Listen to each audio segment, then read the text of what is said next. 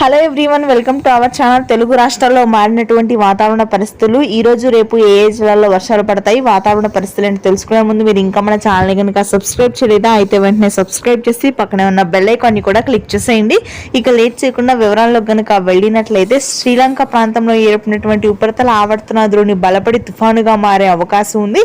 ఇప్పటికే సముద్ర మట్టానికి 7.2 కిలోమీటర్ల లోతులో ఏర్పడినటువంటి ఉపరితల ఆవర్తన ద్రోణి ప్రభావంతో తెలుగు రాష్ట్రాలు అదేవిధంగా తమిళనాడు లో భారీ వర్షాలు నమోదవుతాయని వాతావరణ కేంద్రం వెల్లడించింది.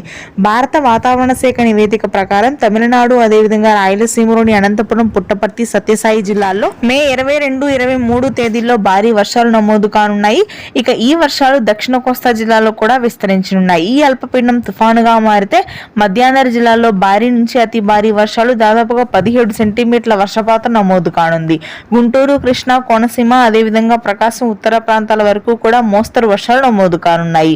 ఉత్తర తెలంగాణ, మధ్య తెలంగాణ ప్రాంతాల్లో మోస్తరు నుంచి భారీ వర్షాలు కురుస్తాయి. ఇవాళ రేపు హైదరాబాద్ పరిసర ప్రాంతాల్లో ఈ రోజు రాత్రికి మోస్తరు వర్షపాతం ఉంటుంది. ఇది ప్రస్తుతానికి ఉన్న weather update. Thanks for watching this video.